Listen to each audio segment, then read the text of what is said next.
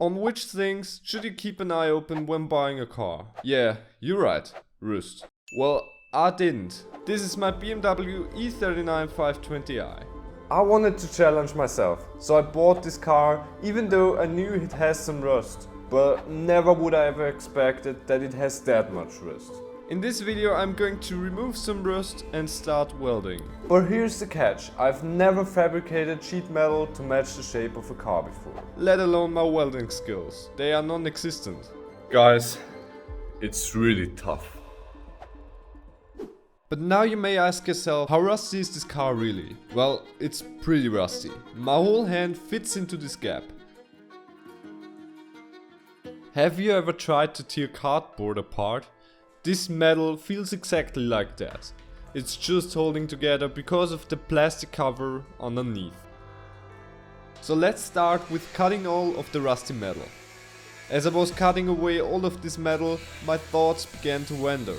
Am I even able to fix it? How to bend that metal? Is it possible for me to weld some new metal in? How much rust is really hiding under here? Is it even gonna be looking good? But no matter which thoughts came up, I kept working.